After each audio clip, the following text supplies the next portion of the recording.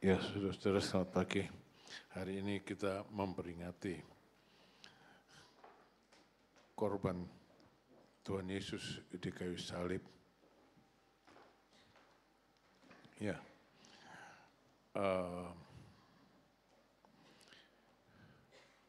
kita yang menerima korban itu, kita ada sebagaimana kita ada sekarang ini. Saudara-saudara, tapi kita tidak cukup dengan sekedar memperingati akan korban Tuhan Yesus di kayu salib.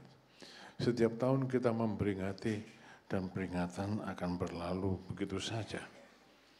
Tapi pada pagi hari ini, saudara, kita akan belajar melangkah lebih lanjut. Bukan cuma memperingati, tapi sesuai dengan tema yang diberikan kepada kita. Slide, kita rela berkorban seperti Kristus. Selama ini kita memperingati, bersyukur untuk korban Tuhan Yesus Kristus. Tapi mari kita melangkah lebih lanjut. Bukan cuma sekedar memperingati, tapi mempunyai roh yang sama, semangat yang sama seperti Kristus. Apa? Rela berkorban. Bukan cuma menerima korban Tuhan Yesus, tapi rela berkorban seperti Tuhan Yesus. Slide. Dalam Markus 10 ayat yang ke-40 dikatakan, ayat yang ke-45 dikatakan, karena anak manusia juga datang bukan untuk dilayani, melainkan untuk melayani dan untuk memberikan nyawanya menjadi tebusan bagi banyak orang. Dalam ayat ini dengan jelas Tuhan Yesus berkata tentang kedatangannya. Berkorban, melayani, bukan dilayani. Menyerahkan nyawanya menjadi tebusan bagi banyak orang. Ya, saudara-saudara, dalam Injil Markus ini dikatakan, ada dua karya utama dari Tuhan Yesus, melayani dan menyerahkan nyawanya, yang menunjukkan kerelaannya untuk berkorban. Dia rela berkorban bagi saya, bagi saudara. Dan dalam hal ini juga Yesus mengajarkan bahwa kita hidup harus bermanfaat, harus berguna bagi orang lain, dan tidak dipusatkan pada diri sendiri saja. Ya, kerelaan Tuhan Yesus untuk berkorban menyatakan bahwa hidupnya berguna buat orang lain. Apakah hidup kita berguna buat orang lain? Nah, sekarang mari kita belajar. Apa yang menunjukkan bahwa Yesus rela berkorban? Slide. Yang pertama, dia rela berkorban, hidup untuk melayani. Dia raja di atas segala raja, mestinya dilayani, tapi melayani. Dia tidak datang untuk dilayani, tapi melayani. Punyakah kita semangat yang demikian? Ini perlu kita pertanyakan. Karena kita harus menunggu itu jejak langkahnya. Melayani, bukan dilayani. Sampai sekarang pun, dia melayani, bukan dilayani. Slide, mengapa bisa begitu? Sebab saudara, yang pertama, Tuhan Yesus menyadari, dia dipanggil. Pelayanannya karena dia dipanggil untuk itu. Sejak dia lahir sampai umur 30 tahun, dia tidak melayani. Banyak orang mereka-reka apa yang dilakukan Tuhan Yesus dari 0 sampai umur 30, tidak ada yang diceritakan dalam Alkitab, jadi kita tidak usah mereka-reka. Kecuali pada waktu umur 12 tahun, dia ada di bait Allah. Itu satu-satunya sudah, itu tidak ada yang dinyatakan. bahwa dia melayani. Tapi pada umur 30 tahun, dia dibaptis. Lalu terdengarlah suara dari sorga, engkaulah anakku yang kukasihi, kepadamulah aku berkenan. Saudara-saudara, Tuhan Yesus memulai pelayanannya setelah dibaptis. Landasannya apa? Kesaksian dari sorga, bahwa dia adalah anak Allah.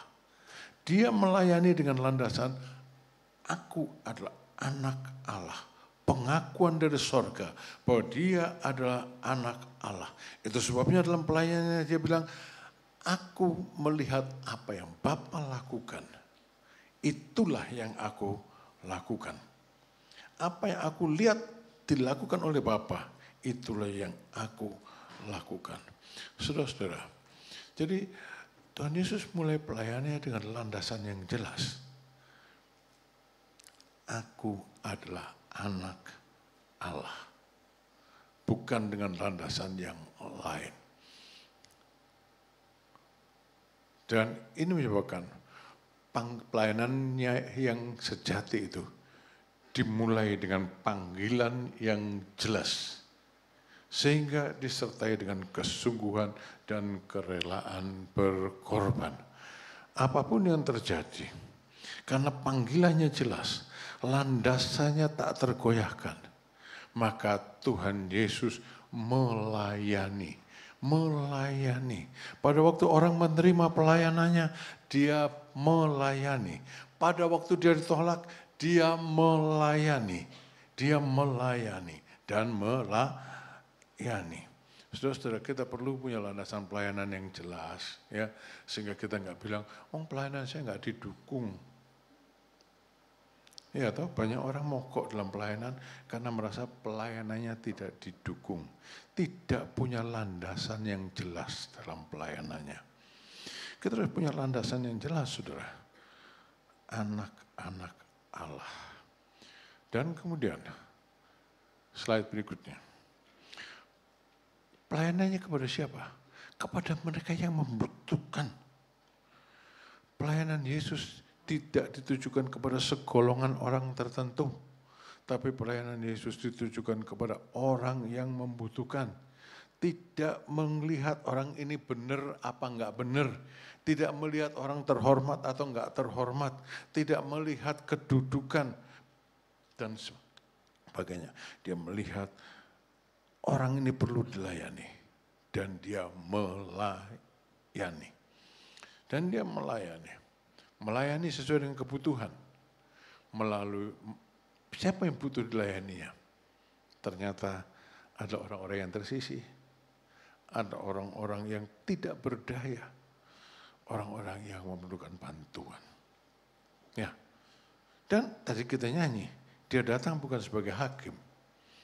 Karena itu dia tidak pernah memisahkan, lu orang nggak benar, tidak perlu dibantu. Nada, saudara. Lu orang nggak benar, perlu dididik dulu supaya bisa dibantu. Nada, saudara. Nada. Dia cuma melihat kebutuhan. Kebutuhan siapa? Kebutuhan orang yang datang. Dan dia melayani sesuai dengan kebutuhan. Dia punya kepekaan terhadap orang yang datang kepadanya. Dia memahami orang yang datang kepadanya. Dan dia layani orang itu dengan tepat. Apa yang dilakukannya? Orang sakit, dia layani. Dalam Markus pasal 1, di situ diceritakan bahwa Tuhan Yesus menyembuhkan mak mentua Petrus. Lalu banyak orang berkumpul pada malam hari ini di rumah Petrus, minta didoakan, minta disembuhkan, dan tidak kenal capek. Tuhan melayani mereka semuanya. Yang sakit dilayani, disembuhkan. Yang dirasuk setan dilayani dan dilepaskan dari kerasukannya. Dan bukan cuma itu, dia kemudian pergi.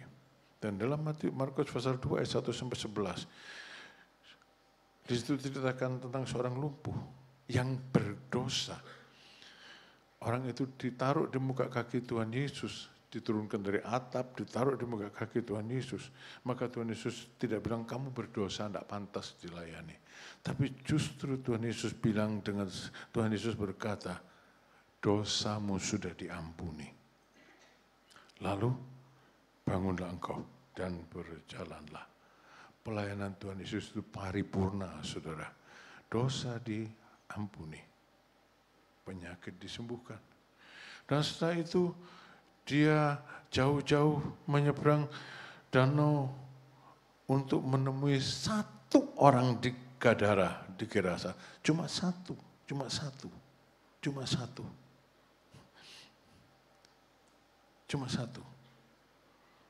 Tidak perhitungkan ongkos, cuma satu. Orang yang tidak berharga, orang yang kerasukan setan, dia melayani. Dia melepaskan orang ini dari iblis yang merasuknya. Dia kembali menyeberang danau untuk segera melakukan sesuatu pelayanan yang lain. Membangkitkan anak anak Yairus. Dan kemudian yang sakit disembuhkan. Yang dirasuk setan dilepaskan dari kerasukannya. Yang mati dibangkitkan. Dan kemudian dia berkhotbah di muka orang begitu banyak. Lalu dia bilang kepada murid-muridnya, setelah khotbahnya berakhir, beri mereka makan. Beri mereka makan. Saudara, ini satu penugasan yang mustahil. Dia tidak bilang, aku mau memberikan mereka makan. Tapi dia bilang kepada muridnya, beri mereka makan. Dan dengan 5.000 roti dan 2 ekor ikan yang ditaruh murid-muridnya di tangan Tuhan Yesus, maka terjadi mujizat. Orang lapar diberi makan. Tidak ada yang mustahil untuk dikerjakan dalam penugasan Tuhan Yesus. Ya toh? Kan Tuhan Yesus tidak bilang, aku mau beri mereka makan. Tapi dia bilang kepada murid-muridnya, beri mereka makan. Penugasan yang mustahil. Tuhan cuma punya roti ini. Oke, roti itu di tangan Tuhan Yesus. Maka murid-muridnya melayani. 5.000 orang diberi makan. Saudara, pelayanan Tuhan Yesus sesuai dengan kebutuhan orang-orang yang datang kepadanya. Dan selanjutnya slide. Pelayanannya itu pelayanan yang disertai kuasa. Menyembuhkan orang sakit, mengampuni orang berdosa, mengusir setan, membangkitkan yang mati, memberi makan orang. Itu semua adalah pelayanan yang disertai dengan kuasa. Dengan kata lain, kerelaan Yesus untuk melayani juga diteguhkan dengan kuasa yang dimilikinya dalam pelayanan. Kerelaan untuk melayani sinergi dengan kuasa untuk melayani. Tidak rela melayani, tidak ada kuasa dalam pelayanan.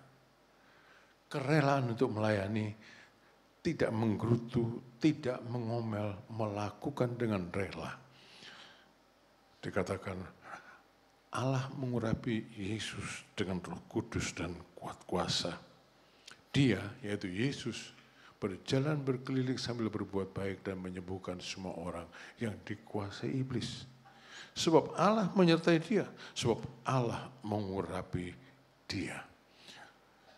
Saudara-saudara, Yesus berkuasa atas penyakit, atas setan, atas kematian, atas alam semesta. Pada waktu dia membuat badai menjadi teduh 2 kali. Pada waktu dia berjalan di atas air mengalahkan hukum gravitasi. Pelayanan kita juga disertai Roh Kudus dan akan menyatakan kuasanya. Seharusnya begitu. Seharusnya begitu. Kuasa dan urapan yang sama juga diberikan Allah kepada saudara dan saya. Anak-anak Allah yang melayani seperti Yesus. Anak-anak Allah yang nganggur, tidak ada kuasa. Bukan anak Allah tapi melayani, tidak ada kuasa. Anak-anak Allah yang melayani seperti Yesus, sesuai dengan panggilannya, sesuai dengan penugasan yang diberikan. Saudara, kuasanya bagaimana? Tuhan Yesus berkata kepada murid-muridnya pada waktu dia menugaskan mereka untuk pergi ke seluruh dunia untuk memberitakan Injil. Dia berkata, tanda-tanda ini akan menyertai orang-orang yang percaya, orang-orang yang berangkat untuk melayani. Anak-anaknya yang berangkat untuk melayani, mereka akan mengusir setan-setan demi namaku. Mereka akan berbicara dalam bahasa-bahasa yang baru bagi mereka. Mereka akan memegang ular, dan sekalipun mereka minum racun maut, mereka tidak akan mendapat celaka. Mereka akan meletakkan tangannya atas orang sakit, dan orang itu akan sembuh.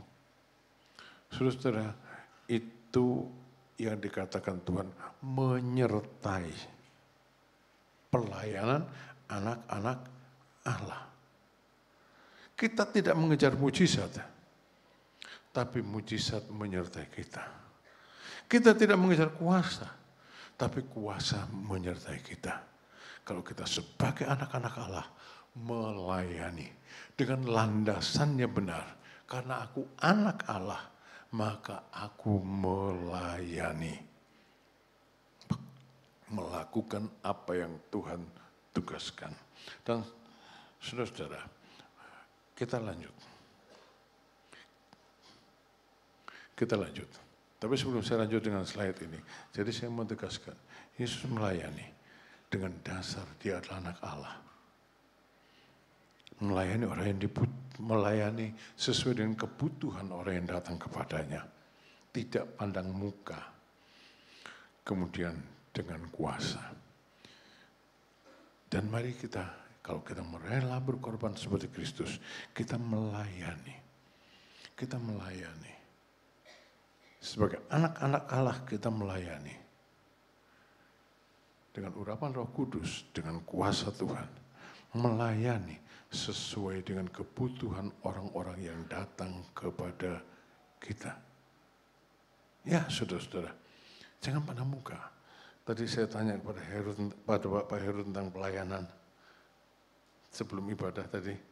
Ya, saudara-saudara, kita harus melakukan pelayanan tanpa pandang muka. Ya, jadi tapi kalau saya ceritakan terlalu panjang nanti, sudahlah pokoknya gitu ya, Pak Heru ya, yang sudah tahu. Dan mari saudara-saudara, layanilah. Yang kedua, Yesus Kristus itu hidup untuk memberikan nyawanya. Pengorbanan. Tadi kita nyanyi, terlalu besar. Terlalu besar kasih-Mu. Pengorbanan yang Kau. Ya, tadi sudah nyanyi ya, tahu ya? Ya, saudara-saudara. Pengorbanannya yang tak terhingga. Pada waktu saya merenungkan akan hal ini, hidup untuk memberikan nyawanya. Saya tidak berkhotbah, saya harap saya tidak berkhotbah keluar dari ini, maka saya cuma bilang begini, bagaimana dia memberikan nyawanya. Nabi saya berkata, melalui Nabi saya, Tuhan berkata begini, bahwa korban Kristus itu tidak sia-sia. Tetapi hambaku, Yesaya pasal 52 ayat yang ke-13. Tetapi hambaku itu akan berhasil. Ia akan disanjung, dimuliakan, dan ditinggikan.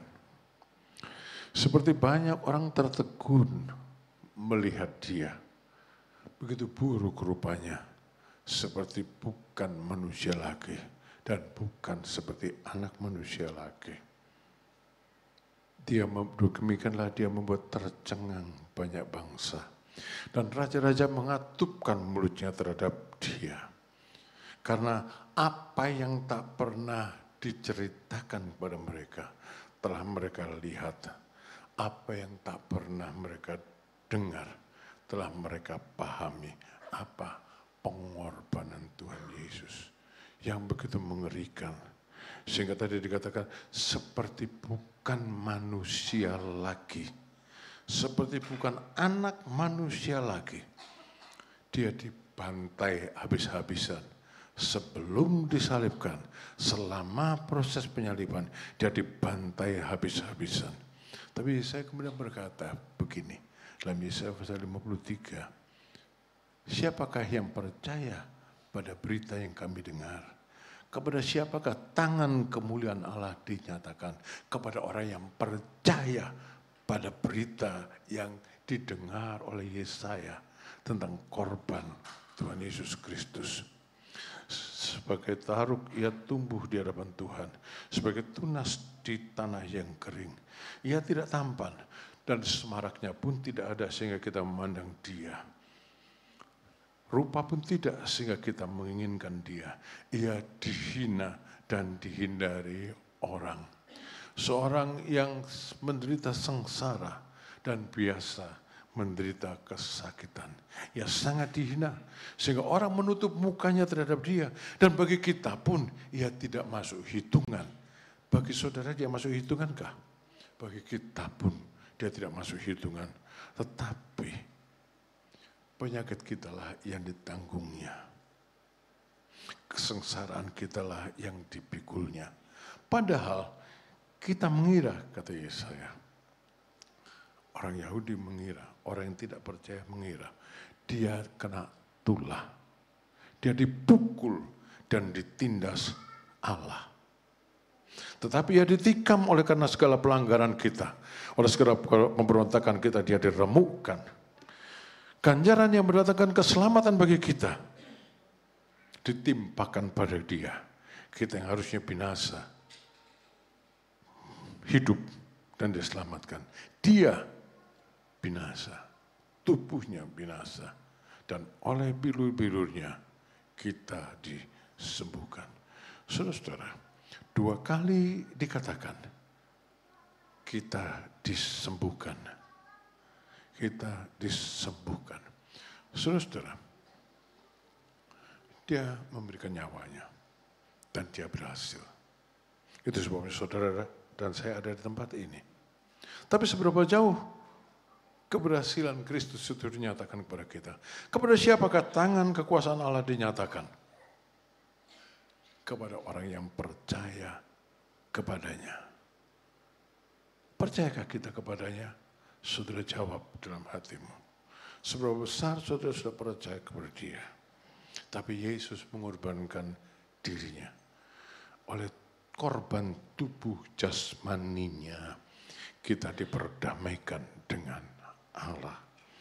Jadi saudara-saudara, dia hidup untuk memberikan nyawanya dan dia berhasil.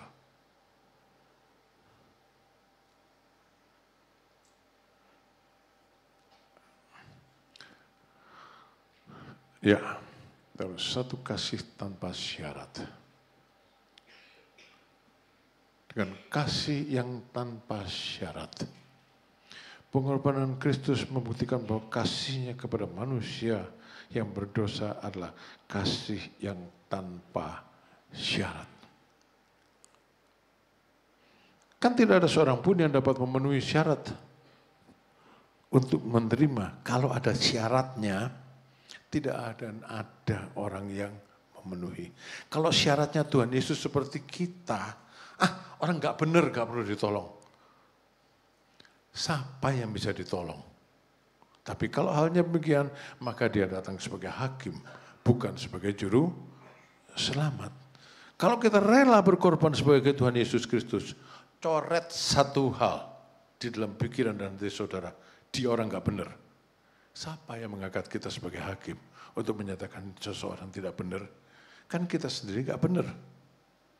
Siapa yang mengangkat kita sebagai hakim untuk mengatakan orang yang hancur, orang yang miskin, orang yang terlunta-lunta sebagai orang yang nggak benar?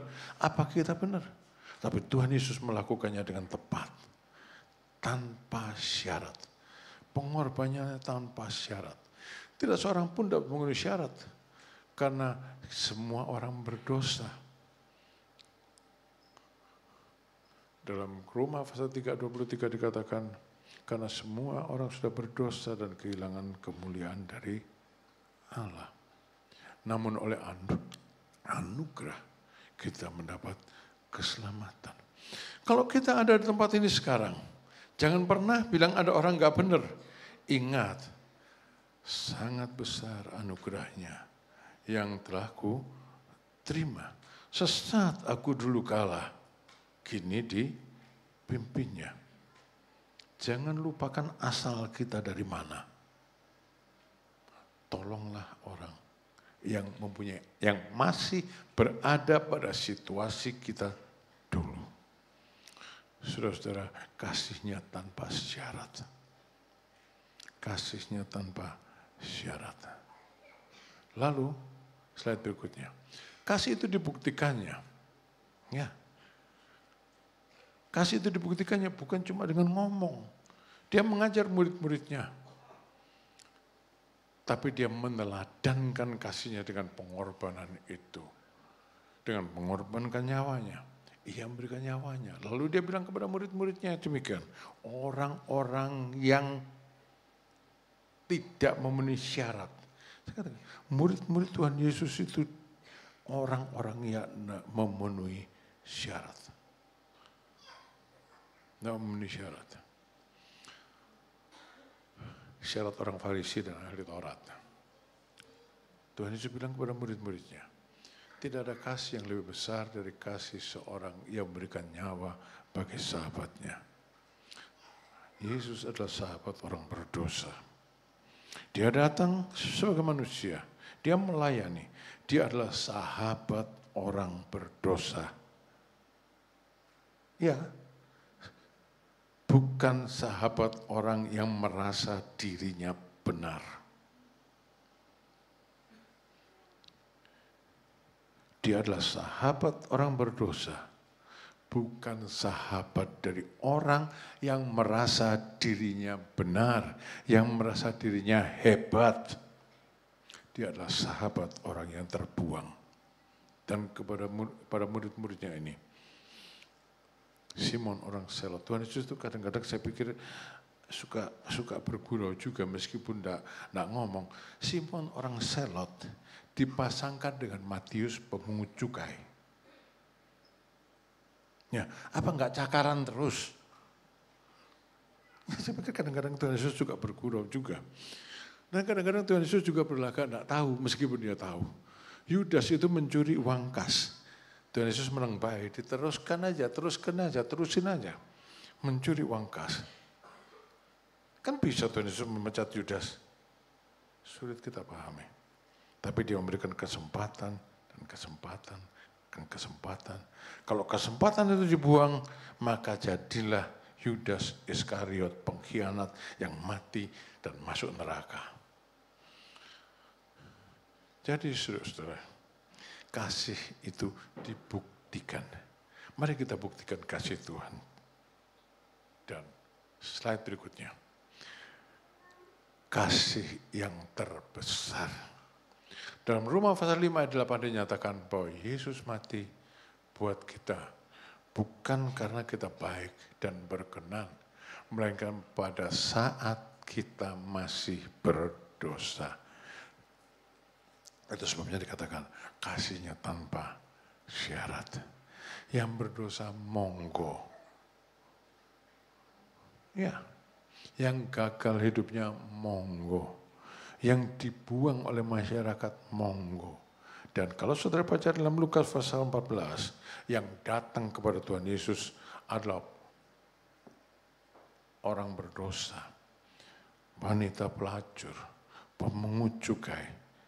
Mereka tidak datang kepada ahli Taurat dan orang Farisi karena mereka pasti ditolak. Tapi datang kepada Tuhan Yesus, mereka diterima. Itu sebabnya saya katakan, kalau kita ada gereja Tuhan, maka di tempat ini harus ada tempat, harus selalu ada tempat bagi orang yang menderita. Harus selalu ada tempat bagi orang yang memerlukan pertolongan. Harus selalu ada belas kasihan. Bagaimanapun juga caranya, harus ada senantiasa pertolongan bagi orang yang memerlukan pertolongan. Jangan pernah menghakimi seseorang, kamu orang enggak benar, coba tiru saya ini. Saudara-saudara, jangan tiru saya, tiru Yesus. Tiru Yesus. Kasih yang terbesar, tidak memandang objeknya, tidak memandang orang ini bagaimana, orang itu bagaimana. Tapi dengan kenyataan, ketika harus dibayar dengan harga yang sangat mahal, dengan pengorbanan yang terbesar. Saudara-saudara, pada waktu saya memikirkan akan hal ini, slide berikutnya, saya teringat akan gadis ini, Joyce Lin, wafat 12 Mei tahun 2020 pada usia 41 tahun. Dia sedang bertugas mengirim peralatan COVID-19 ke desa terpencil di Papua. Pesawat yang dikemudikannya 2 menit meledak dan dia tenggelam di Danau Sentani. Untuk jelasnya, nanti istri saya akan menceritakan tentang Joyce Lin. Dan semoga ini menghilami, menjadi pendorong bagi kita untuk mengerti apa artinya rela melayani dan rela berkorban.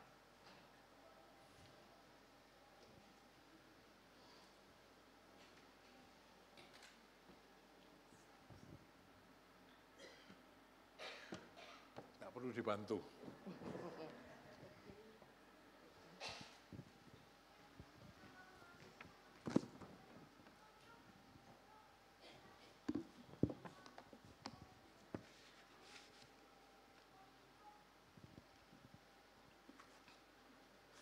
Ya, saudara-saudara, saya akan membacakan sebuah kisah nyata yang terjadi 5 tahun yang lalu. Ya, seorang wanita yang cukup brilian, ya, seorang wanita yang jenius, ya, dan ada di tengah-tengah keluarga yang kaya. Tapi dia rela meninggalkan zona nyaman. Karena dia memilih pergi ke Papua. Ya, inilah Joyce Lin. Ia lulus dari Institut Teknologi Massachusetts, MIT. Ini sekolah yang bergengsi di Amerika, nomor 1 di sana. Dengan menggondol 2 gelar insinyur. Sempat belajar menjadi pilot, serta berhasil dalam lisensi sebagai pilot privat.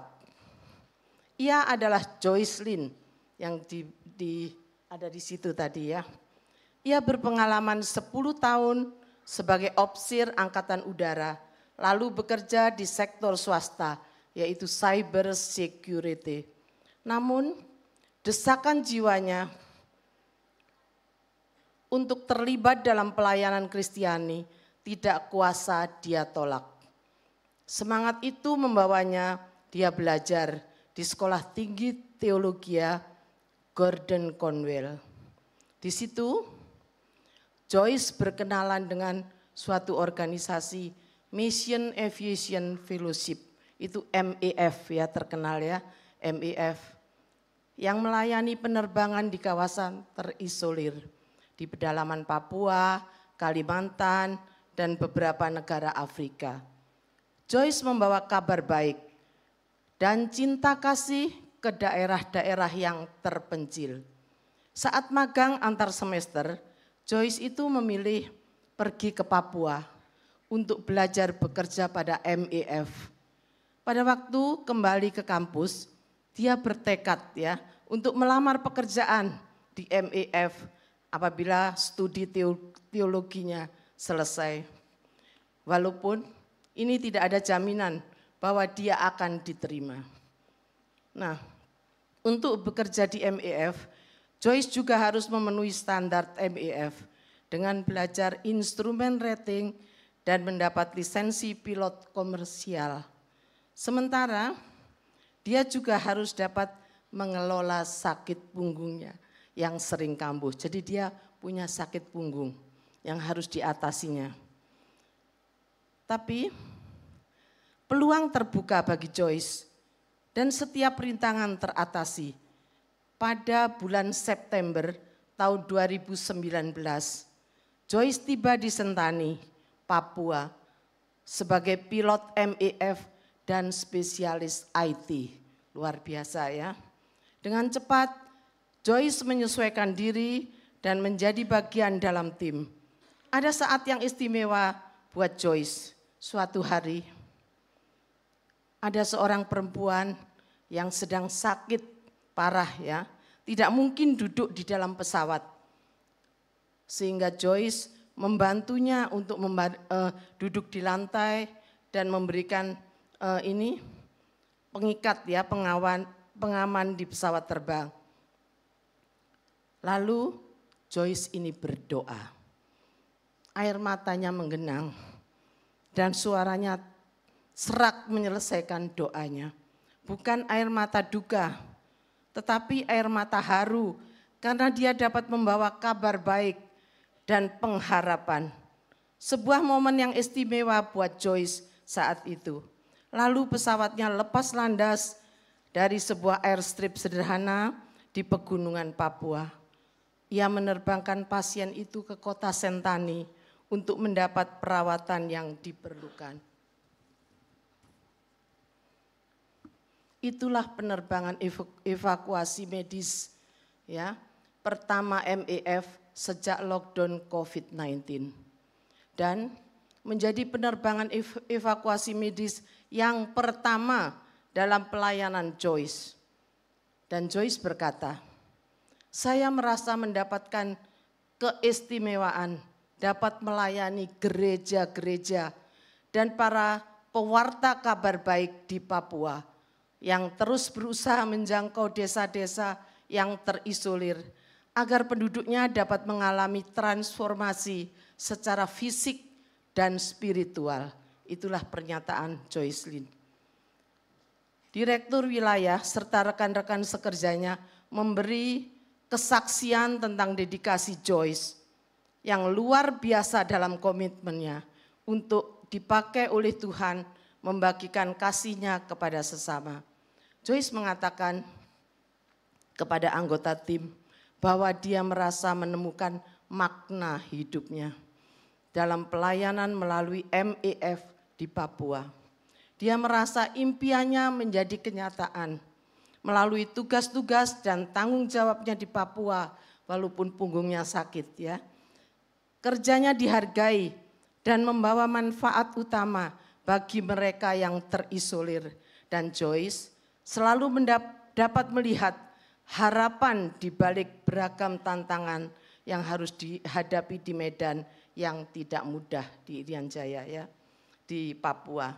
Kemudian pada tanggal 12 Mei tahun 2020 pukul 6:27 Joyce lepas landas di Bandara Sentani dengan pesawat Kodiak MEF yang pesawat ini adalah suatu pesawat yang dia impikan. Dia pengen sekali mengendarai pesawat itu sejak dia menekuni penerbangan misi. Nah, di kabin pesawat dipenuhi dengan beragam kebutuhan untuk sekolah, kits untuk melakukan rapid test COVID-19 yang akan diterbangkan ke sebuah desa terpencil. Dan Joyce merasakan keindahan langit pagi Papua hari itu ya. Dia bahagia sekali karena mendapat melakukan apa yang menjadi panggilannya. Luar biasa. 2 menit setelah lepas landas, Joyce mengirim berita tentang kesulitan yang dia hadapi. Ada sesuatu trouble ya, yang tidak dapat berjalan seperti seharusnya. Dan ini yang menyebabkan pesawat kecil itu tidak pernah pulang, tidak pernah kembali ke bandara. Beberapa jam kemudian, tim SAR mengangkat tubuh Joyce dari dalam Danau Sentani. Tetapi Joyce tidak ada di situ. Joyce berada di tempat di mana dia selalu berada, di dalam pelukan Sang Juru Selamat. Rekan-rekan dalam tim MAF mengingat perkataan Joyce. Joyce selalu berkata, saya selalu merasakan kegairahan dalam menerbangkan pesawat udara dan bekerja pada komputer. Tetapi yang paling menggairahkan ialah membagikan kasih Kristus dengan menolong mengubah keputusasaan dan duka cita orang lain menjadi sukacita dan tarian. Saudara, Joycelyn pernah tinggal di Salatiga selama 8 bulan untuk belajar bahasa. Ya, dan waktu dia terjadi ini, orang-orang yang pernah berhubungan dengan Joycelyn di Salatiga, dia juga merasa kehilangan karena mereka diberkati oleh kehadiran Joycelyn. Amin, Tuhan memberkati.